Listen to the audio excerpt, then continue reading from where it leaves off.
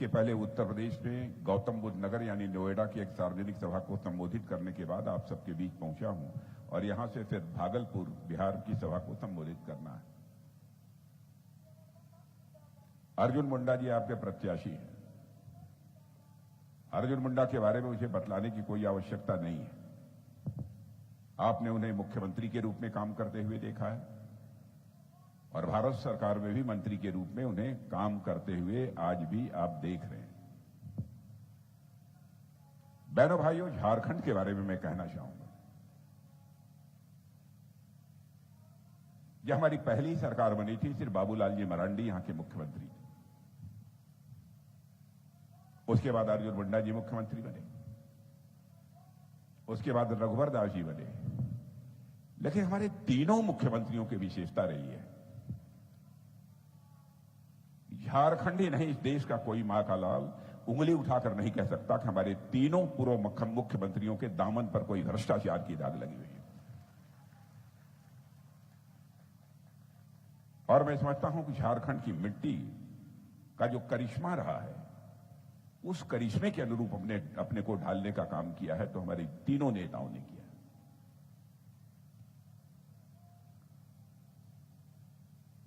और एक मुख्यमंत्री साहब तो आपके ऐसे हैं जो कि इस समय कहां हैं, सरकार के मेहमान हैं। उनके बारे में मुझे कुछ ज्यादा नहीं कहना है, लेकिन एक बार मुझे बेहद आश्चर्य उस समय हुआ था जब मुझे यह जानकारी मिली कि झारखंड के मुख्यमंत्री 1.5 दिन से लापता हैं। बहनों भाइयों, लंबे समय से मैं भारत में राजनीति कर रहा हूं, लेकिन किसी मुख्यमंत्री के लापता होने की खबर मैंने अपने जीवन में पहली बार सुनी है। यदि कहीं का मुख्यमंत्री लापता हुआ है तो यहां का लापता हुआ। राजनीति अपना परिवार बनाने के लिए नहीं की जानी चाहिए। राजनीति की जानी चाहिए तो समाज बनाने के लिए की जानी चाहिए, देश बनाने के लिए की जानी चाहिए। हमारे प्रधानमंत्री मोदी जी का जहां तक सवाल है, सभी वक्ताओं ने उनके बारे में बतलाया है। उनका पूरा जीवन ही इस हिंदुस्तान की जनता के लिए समर्पित, रात दिन। और मैंने तो अपने जीवन में बहुत सारे बड़े बड़े नेताओं को देखा है, लेकिन 24 घंटे में 18 घंटे काम करने वाला कोई नेता पहली बार मैंने देखा अपने जीवन में, तो नरेंद्र भाई मोदी को देखा है।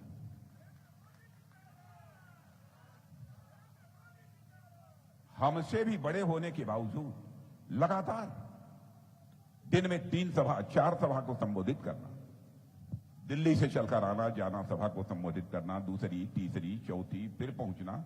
और आपको आश्चर्य होगा कि यहां से जाने के बाद रात को 10 बजे फिर बैठक होती है। तो सचमुच यदि हम भारत का मस्तक सारी दुनिया में ऊंचा करना चाहते हैं तो ऐसा ही तपस्वी प्रधानमंत्री इस देश को चाहिए जैसे हमारे नरेंद्र मोदी जी हैं।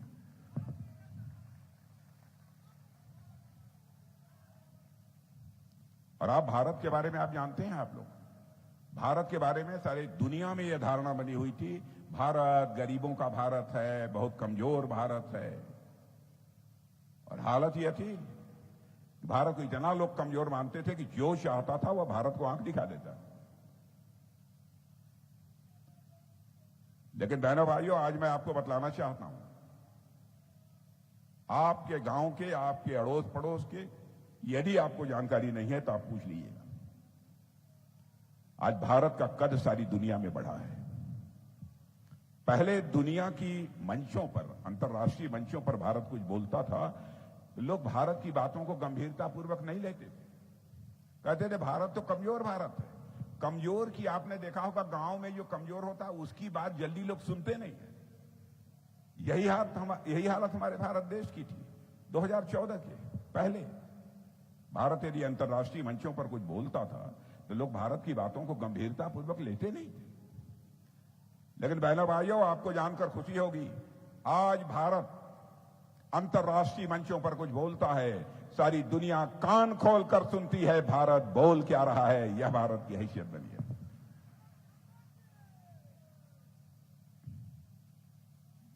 यह भारत की हैसियत है। कई घटनाएं।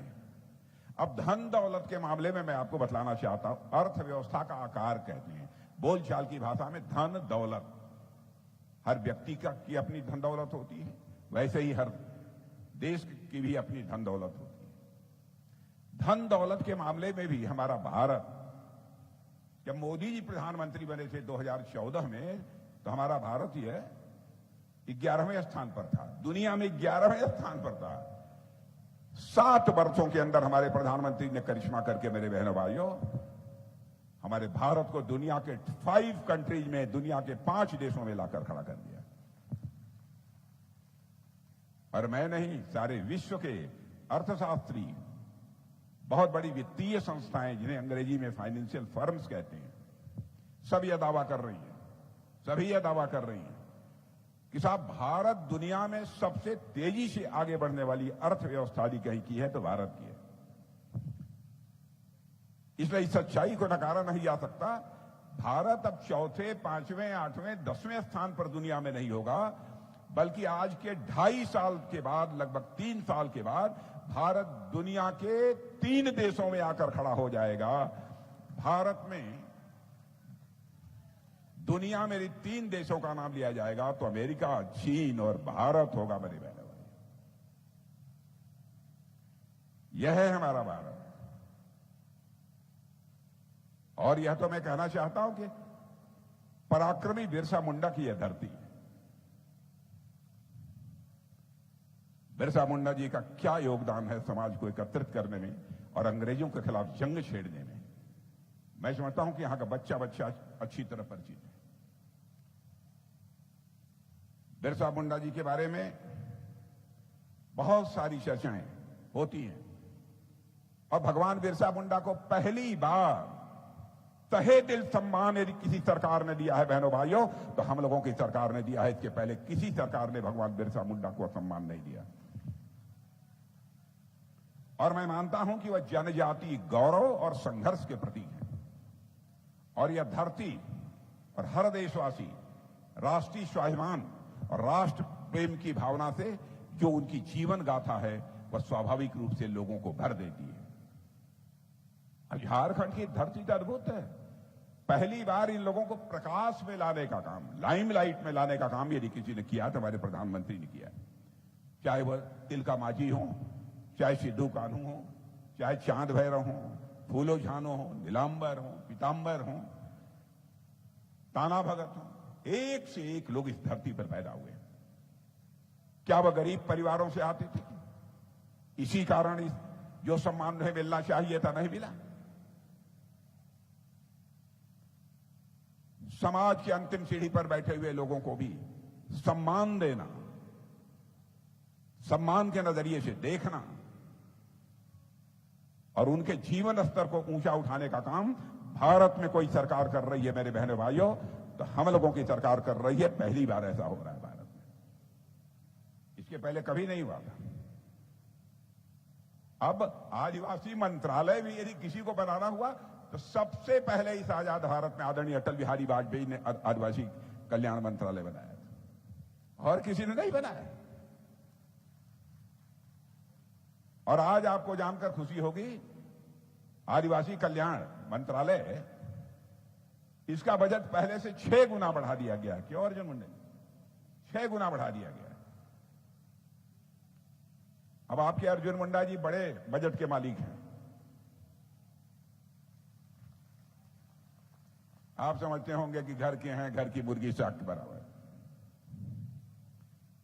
और आदिवासियों में भी जिनको कोई पूछता नहीं था, ऐसे हजारों गांव, मुझे इस समय संख्या याद नहीं है। पीएम जनधन योजना जो लागू हुई है, लगभग कितने हजार गांव हो गए? 17,000 है, 36,000 गांव जो एकदम पिछड़े हैं, आज तक उनकी किसी ने सुध ही नहीं, और उनके अलावा भी 22। पहली बार समाज की अंतिम सीढ़ी पर जिन्हें कहा जाता बैठे हुए थे, उपेक्षित थे, कोई जाता नहीं था, पूछता नहीं था, उनकी चिंता की है तो हमारे प्रधानमंत्री ने की है। और बहनों भाइयों, आपको जानकर खुशी होगी, दुनिया के किसी देश में वह काम नहीं हो पाया जो हमारी सरकार ने किया। आप इसका पता लगा लेना। और मैं प्रेस के दोस्तों से भी कहना चाहता हूं, हमारी कोई बात गलत हो, आप अखबार के पन्नों पर लिख देना, मैं अपनी गलती स्वीकार कर लूंगा। क्योंकि मैंने जिंदगी में राजनीति की है, जनता की आंखों में धूल झोंक कर राजनीति नहीं की है, जनता की आंखों में आंख डालकर राजनीति की है, इसलिए मैं कह रहा हूं। 25 करोड़ जनता को, 25 करोड़ गरीबों को हम लोगों ने गरीबी के बाहर कर दिया। ये हमारी सरकार नहीं कह रही है, नीति आयोग ने कहा है। बहुत बड़ी बड़ी अंतर्राष्ट्रीय संस्थाओं ने कहा, भारत ने करिश्मा कर दिया।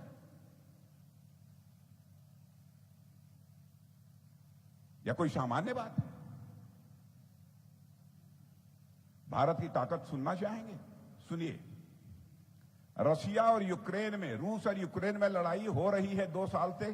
कितने लोगों को मालूम है? जरा हाथ उठाइए तो। सबको मालूम। वाह वाह, बहुत जागरूक हैं लोग। वहां भी सबको मालूम है, वहां बैठे हैं जो लोग, जहां हाथ उठाई पीछे भी। बहुत अच्छा। बहनों भाइयों, रशिया, रूस और यूक्रेन में 2 वर्ष से अधिक हो गए लड़ाई चल रही। बराबर रूस भी मिसाइल, बम, तोप, गोले, यह सब सारा चला रहा है, और यूक्रेन भी चला रहा है। जब लड़ाई शुरू हुई थी उस समय हमारे भारत के हजारों बच्चे वहां पढ़ते थे, और उनके माता पिता जो भारत में रहते थे उनको यह चिंता हुई क्या होगा हमारे बच्चों का। कहीं रूस की तरफ से कोई मिसाइल आ गई, अब हमारे बच्चे जहां रहते हैं वहां गिर गई, तब तो हमारे बच्चे बचेंगे नहीं। तो भारत में जो उनके माता पिता रहते थे वह प्रधानमंत्री से मिले, और प्रधानमंत्री से कहा, हे प्रधानमंत्री जी, चाहे जो कुछ भी हो जाए, चाहे जैसे भी, हम नहीं जानते कैसे होगा, लेकिन आप हमारे बच्चों को यूक्रेन से निकालकर बाहर ले आइए, भारत ले आइए। अब बहनों भाई, आप मान लो मिसाइल, बम, तोप, गोले बराबर दोनों देशों की तरफ से चल रहे हैं, कैसे काम करेगा कोई?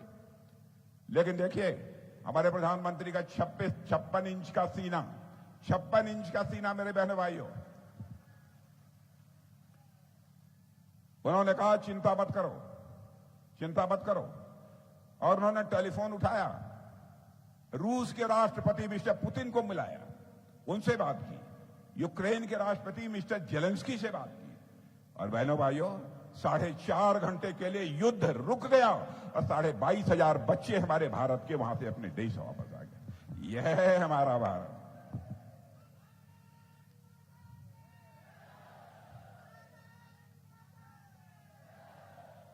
यह है हमारा भारत। अच्छा बहनों भाइयों, ये बतलाओ आप,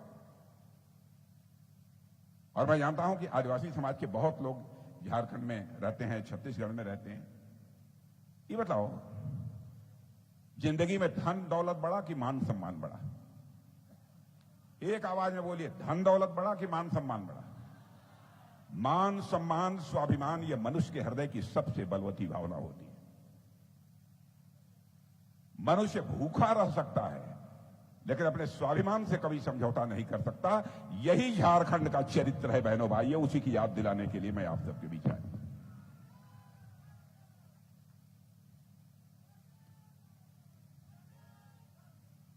अब यहां पर कांग्रेस के लोग क्या कह रहे हैं जानते हैं? कांग्रेस के लोग कह रहे हैं कि साहब, अब हम लोग जो है एक काम करेंगे, संपत्तियों का सर्वे कराया जाएगा। आपके पास कितना धन है, आपके पास कितना धन है, तो सर्वे कराया जाए। क्यों सर्वे करा रहे हो संपत्तियों का? ईडी सीबीआई पूछती हो तो आप अपनी संपत्ति बताते नहीं हो, ऐसे तुम अपनी संपत्ति बताओगे? या आपकी आंखों में धूल झोंक रहे हैं?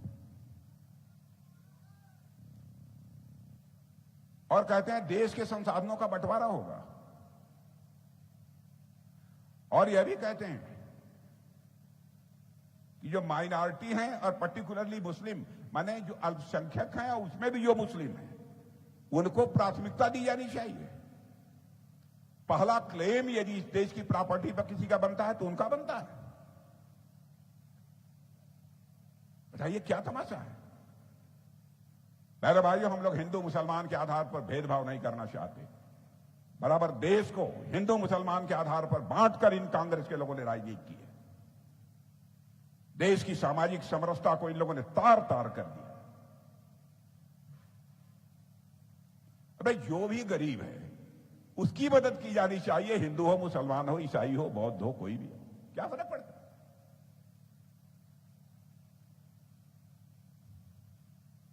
इन्होंने कई कमीशन बनाए और एक कमिश्नर ने कह दिया कि ओबीसी में जो 27% का कोटा है उसमें 6% मुस्लिम्स को दिया जाना चाहिए और 2% अन्य जो माइनॉरिटी हैं, जो अन्य अल्पसंख्यक हैं, उनको भी दिया जाना चाहिए। और ये कहते हैं कि शेड्यूल कास्ट, अनुसूचित वर्ग जो धर्म परिवर्तन कर लेगा उसको भी दीजिए। हालत इन लोगों की दीजिए। देखिए, एक जामिया मिलिया यूनिवर्सिटी है हमारे दिल्ली में, अलीगढ़ मुस्लिम यूनिवर्सिटी है, वहां पर इन लोगों ने अनुसूचित वर्ग का, अनुसूचित जनजाति का रिजर्वेशन ही समाप्त कर दिया। ये देश को कहां ले जाना चाहते हैं, क्या करना चाहते हैं? और मैं इनसे पूछना चाहता हूं, आप यदि लोगों की संपत्ति का सर्वे कराएंगे तो किसको बांटेंगे? देश ये जानना चाहता है। और बहनों भाइयों, मुस्लिम समाज हो चाहे क्रिश्चियंस हो, हर योजना का लाभ मिल रहा है। कोई मुस्लिम समाज का कोई व्यक्ति भारत में यह बतला दे, पक्का मकान यदि हमारे प्रधानमंत्री लोगों को दे रहे हैं, किसके साथ भेदभाव किया है? मैं दावे के साथ कहता हूं, झारखंड में भी लोगों को, मुस्लिम हो, क्रिश्चियन हो, कोई हो, जो हकदार हैं पक्का मकान पाने के, उनको पक्का मकान मिला है। और मैं वहां जो बैठे हैं, खड़े हैं, मैं उनसे पूछना चाहता हूं, जिनके घरों में शौचालय नहीं रहा, उनके घर में शौचालय बना है कि नहीं है? जब मैं पूछना चाहता हूं वहां के, जिनके घर में बिजली नहीं, बिजली पहुंचाई गई, क्या चाहिए? अच्छा, दूसरी चीज, जो 5 किलो मुफ्त में राशन मिलता है कि नहीं? मिलता भैया कि नहीं? तो खूब मजे होंगे। मैं जानता हूं बड़े चतुर हैं झारखंड के, घर में 5 किलो नहीं आता होगा, 25 किलो आता होगा। खाते भी होगे।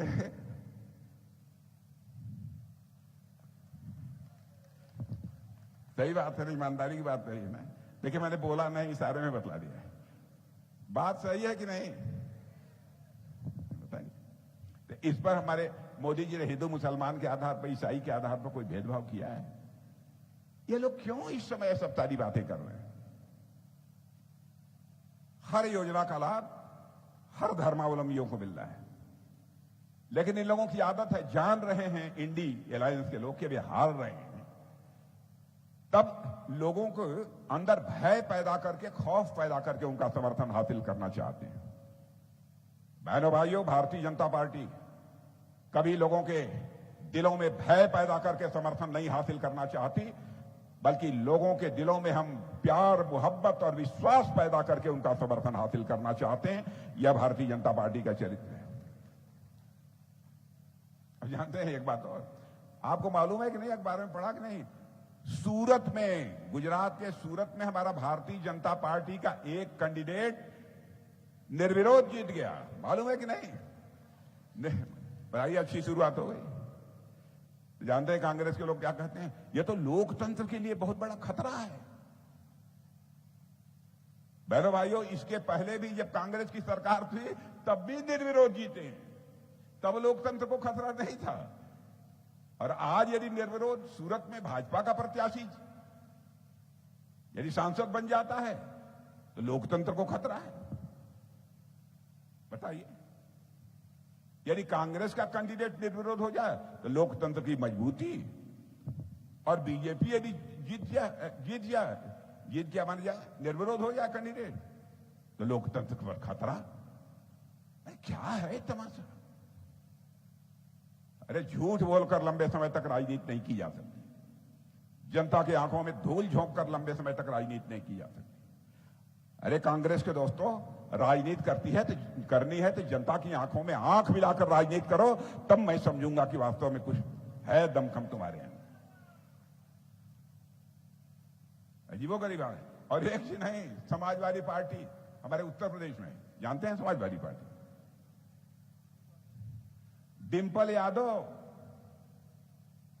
डिम्पल यादव वहां की 2012 का लोकसभा का उपचुनाव था, निर्विरोध जीत गई।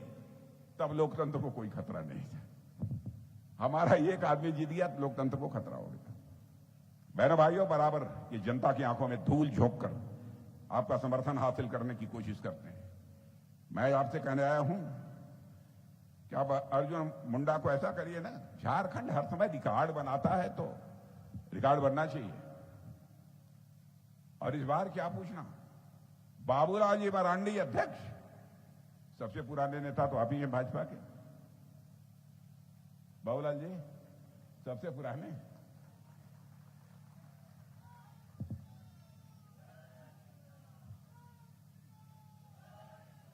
अर्जुन मुंडा तो इनसे बहुत छोटे हैं। ये हूं और सुरेश महतो जैसा नौजवान यदि बिल्कुल ताकत दे रहा हो तब यहां जीतने से कौन रोक सकता है।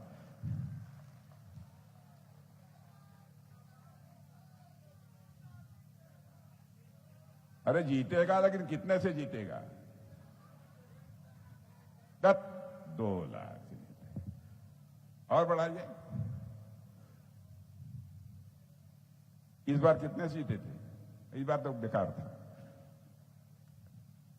कितने से जीतेगा? नहीं। हाँ 5 लाख से जिताइए तब। अरे मैं कहता हूं ज्यादा नहीं, आप 3 लाख से जिता दीजिए। मैं आप बहनों भाइयों को विश्वास दिलाता हूं, मैं फिर से आऊंगा तो अपना स्वागत कराने के लिए नहीं आऊंगा तो शीश झुकाकर आप सभी का अभिनंदन करने के लिए आऊंगा, आप सभी का मैं स्वागत करने के लिए आऊंगा। तो चलें